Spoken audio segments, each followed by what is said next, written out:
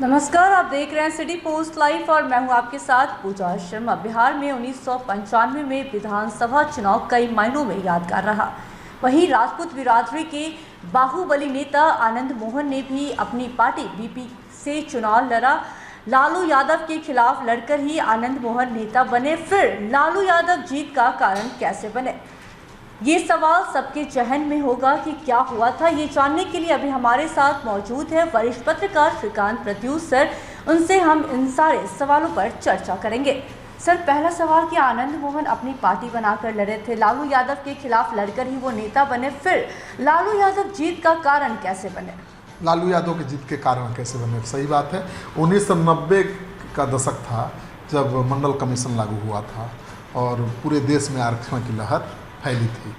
तो एक तबका था स्वर्ण तबका जो आरक्षण का विरोध कर रहा था और एक तबका था पिछड़ों का जो आरक्षण के समर्थन में था। तो दोनों के बीच लड़ाई थी और उसी लड़ाई की वजह से आनंद मोहन अगड़ों के नेता बने, पप्पू यादव पिछड़ों के नेता बने। लालू यादव तो थे ही, वो तो सत्ता में थे। तो आनंद मोहन कोसी में राजपूतों के, भूमिहारों के, ब्राह्मणों के नेता के रूप में उभरे और पप्पू यादव यादवों के नेता के रूप में उभरे। तो बहुत दिलचस्प लड़ाई है और आनंद मोहन के समर्थन में केवल राजपूत ही नहीं आए बल्कि स्वर्ण बिरादरी के सभी लोग आ गए, क्योंकि आरक्षण एक बड़ा मसला था। आज की तारीख में वैसा कोई बड़ा मसला नहीं है जिसकी वजह से राजपूत नेता के पक्ष में या उसके साथ ब्राह्मण, भूमिहार सब एक गोलबंद हो जाए, लेकिन उस समय हो गए थे। तो देखते ही देखते आनंद मोहन बहुत बड़े नेता हो गए। लेकिन जो आप कह रही हैं कि लालू यादव को हराने के लिए चुनाव मैदान में उतरे थे आनंद मोहन, फिर लालू यादव की जीत की वजह कैसे बन गए? तो ये बात है 1995 की, जब मंडल और कमंडल की राजनीति चरम पर थी और लालू यादव सत्ता में थे। उस समय क्या हुआ कि आनंद मोहन ने अपनी पार्टी बिहार पीपुल्स पार्टी के बैनर तले चुनाव लड़ा। 3 सीटों से खुद चुनाव लड़े थे और उनकी पार्टी, पहले तो बिहार झारखंड एक ही था, तो उनकी पार्टी 246 या 250 से ज़्यादा सीटों पर चुनाव लड़ी थी। और उस समय बिहार की राजनीति बहुत खास थी, क्योंकि लालू यादव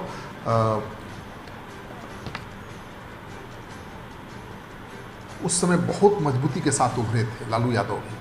तो आनंद मोहन खूब हेलीकॉप्टर से लवली आनंद मोहन घूम रहे थे, हर जगह सभाएं कर रहे थे। उनकी सभाओं में राजपूत, भूमिहार, ब्राह्मण और अगड़ी जाति के सारे लोग जुट रहे थे और लग रहा था कि आनंद मोहन ही लालू यादव को टक्कर दे सकते हैं। और इसकी वजह ये थी कि लोकसभा का उपचुनाव हुआ था वैशाली में। वैशाली में लोकसभा का उपचुनाव हुआ था जहाँ से लवली आनंद चुनाव लड़ी थी। 1994 में लवली आनंद, कहा जाता है कि लवली आनंद लालू यादव के कैंडिडेट किशोरी सिन्हा को हरा दी थी। कैसे? हाँ, 1994 की बात है। 90 में तो ये बड़े नेता बन गए थे और 94 में वैशाली लोकसभा सीट पर उपचुनाव हुआ था, जिसमें लवली आनंद का मुकाबला था किशोरी सिन्हा से। किशोरी सिन्हा कोई मामूली कैंडिडेट नहीं थी, पूर्व सीएम सत्येंद्र नारायण सिन्हा की पत्नी थी और लालू यादव के उम्मीदवार थे। उनको जब लवली आनंद ने हराया तो ऐसा लगा कि लालू यादव को हराया जा सकता है। उसमें सोचा ही नहीं जा सकता था कि लालू यादव को हराया जा सकता है, क्योंकि मंडल कमंडल की आग चल रही थी, लहर थी। तो ऐसे में माना जा रहा था कि उनको हराने वाला कोई नहीं है। लेकिन आनंद मोहन की पत्नी लवली आनंद ने जब हराया लालू यादव के कैंडिडेट को, तो लगा कि आनंद मोहन की मदद से लालू यादव को फिर से हराया जा सकता है। और इसी वजह से उनको बहुत समर्थन भी मिला और आनंद मोहन और उनकी पत्नी लवली आनंद हेलीकॉप्टर से पूरे बिहार में घूम कर प्रचार भी कर रहे थे। आनंद मोहन ने ऐसा माहौल बना रखा था कि अगली सरकार उनकी ही बनने वाली है। तो इसका एक कारण हुआ कि सरकार तो बन नहीं रही थी, लेकिन राजपूत और भूमिहार, ब्राह्मण उनके पक्ष में गोलबंद हो रहे थे। तो इसका असर ये हुआ कि कांग्रेस बीजेपी का जो वोटर था, कोर वोटर, ब्राह्मण, भूमिहार, राजपूत, वो आनंद मोहन के साथ खड़ा हो गया। तो उसमें बीजेपी, कांग्रेस पार्टी सब कमज़ोर पड़ गई और लालू यादव मजबूती के साथ उभर कर सामने आए। तो लालू यादव और भी ज़्यादा मजबूत हो गए। तो आनंद मोहन हराने के लिए उतरे थे मैदान में, लेकिन लालू यादव को मजबूत बना गए, कहा जाता है। सर, वही ऐसा ही एक सवाल भी है। 1995 में आनंद मोहन लालू यादव के खिलाफ लड़ रहे थे और फिर लालू यादव कैसे जीत का कारण बन गया?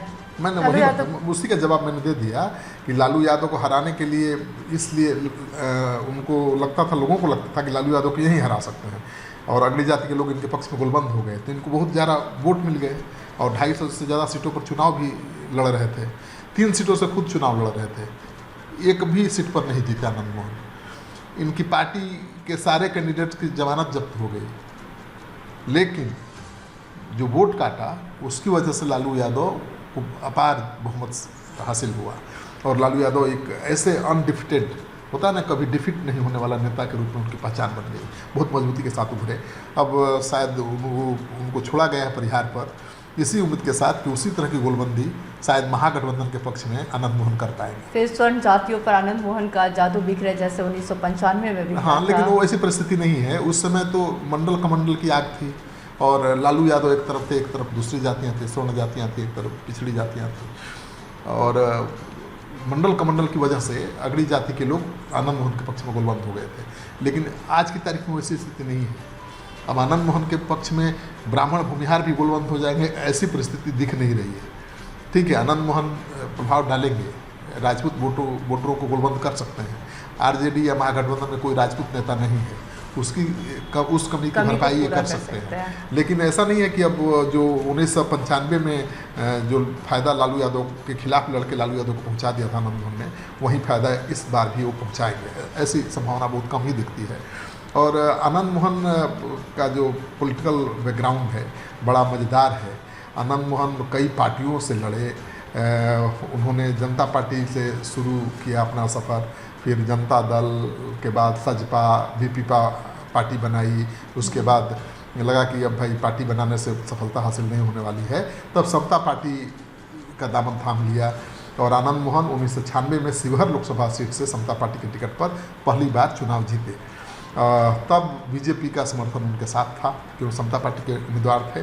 दूसरी बार शिवहर से ही 1998 में शंकर सिंह वाघेला की ऑल इंडिया राष्ट्रीय जनता पार्टी के टिकट पर चुनाव लड़े और सांसद भी बने। इस बार समर्थन लालू यादव का था। तो सबसे बड़ा सवाल ये है कि 1995 के विधानसभा चुनाव में 3 साल के ही बाद लालू यादव के चरम विरोध की राजनीति शुरू करने वाले, यानी लालू यादव के खिलाफ ही राजनीति की शुरुआत की थी और वो भी चरम विरोध की राजनीति शुरुआत की थी। लेकिन 3 साल बाद ही 1995 के 3 साल बाद ही वो लालू यादव के समर्थन से सांसद भी बन गए। तो लालू यादव के खिलाफ लड़े, लालू यादव के बेहद खास भी बन गए। और अब जब मौका आया है लोकसभा चुनाव का, तो अब तेजस्वी यादव तो अपनी पार्टी को A to Z बना रहे हैं जी। मतलब MY समीकरण पर केवल भरोसा नहीं कर रहे हैं, वो चाहते हैं कि इसमें हर जाति के नेता शामिल हों, हर जाति के लोग उनके साथ हों। इसी वजह से उन्होंने MY को बढ़ाया है, विस्तार दिया है, MYR हो गया, मुस्लिम यादव राजपूत ये हो गया। तो अगर वाकई आनंद मोहन राजपूतों का वोट काट लेते हैं या राजपूतों के वोट को ट्रांसफ़र करवा देते हैं महागठबंधन की तरफ, तो बीजेपी के लिए बहुत बड़ा सेटबैक हो सकता है बहुत बड़ा सेटबैक।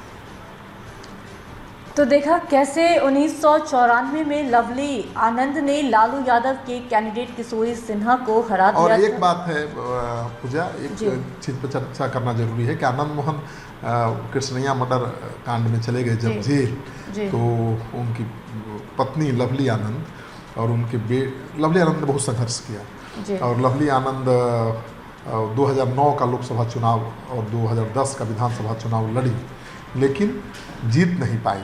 2014 में कांग्रेस ने टिकट नहीं दिया, तो फिर वो समाजवादी पार्टी में चली गई और सपा के सिंबल पर शिवहर से चुनाव लड़ी, लेकिन कुछ ही वोटों से वो हार गई। 2015 के विधानसभा चुनाव में लवली आनंद NDA की तरफ से जीतन राम मांझी की पार्टी के उम्मीदवार बनकर लड़ी, लेकिन शिवहर से ही लड़ी थी, लेकिन 461 वोटों से वो हार गई थी। 2020 के चुनाव में लवली आनंद अपने बेटे चेतन आनंद के साथ RJD में चली गई। RJD ने शिवहर से बेटे चेतन आनंद को टिकट दिया, लवली आनंद को सहरसा से लड़ाया। लवली आनंद का बेटा शिवहर से जीत गया, लेकिन लवली आनंद हार गई। तो परिवार के लिए यह सीट पहली बार चेतन ने जीती है। सहरसा जो ये सीट है शिवहर की वो चेतन ने जीती है और माना भी जा रहा है कि चेतन लोकसभा का चुनाव शिवहर से लड़ सकते हैं या फिर लवली आनंद लड़ सकते हैं या दोनों लड़ सकते हैं लोकसभा का चुनाव। आनंद मोहन तो चुनाव लड़ नहीं पाएंगे, सजा पूरी भी हो गई तो भी 6 साल तक इंतजार करना पड़ेगा, मतलब एक चुनाव इंतजार करना पड़ेगा, अगले लोकसभा में ही शायद लड़ पाएंगे।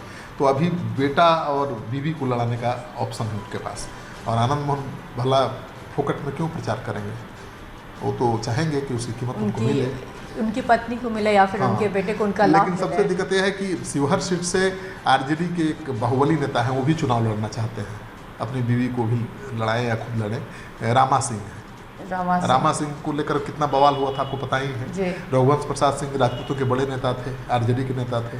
रामा सिंह के आरजेडी में एंट्री का विरोध किया था खुलकर कि बाहुबलियों को, अपराधियों को पार्टी में नहीं लिया जाना चाहिए, लेकिन अब तो रहे नहीं, और उनके रहते भी रामा सिंह की एंट्री हो गई थी पार्टी में।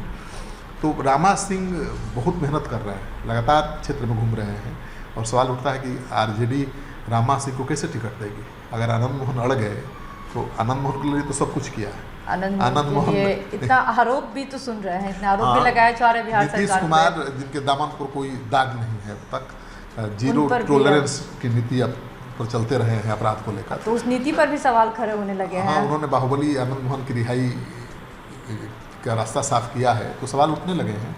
तो जब इतना कुछ कर दिया तो फिर आनंद मोहन को तो ज़्यादा तरजीह मिलेगी, और मुझे लगता है कि रामा सिंह को अब बैकआउट पे रहना चाहिए, रामा सिंह को कुछ सोचना पड़ेगा, दूसरा रास्ता अख्तियार करना पड़ेगा, क्योंकि शिवहर की सीट मुझे नहीं लगता है कि रामा सिंह को मिल पाएगी, क्योंकि लवली आनंद या चेतन आनंद दोनों में से कोई ना कोई वहाँ से चुनाव जरूर लड़ेगा।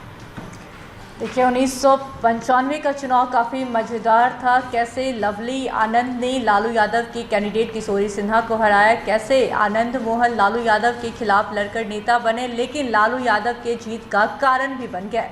सब कुछ बता रहे थे वरिष्ठ पत्रकार श्रीकांत प्रत्युष सर ने, सारा खेल समझाया। तो फिलहाल के इस खबर में बस इतना ही।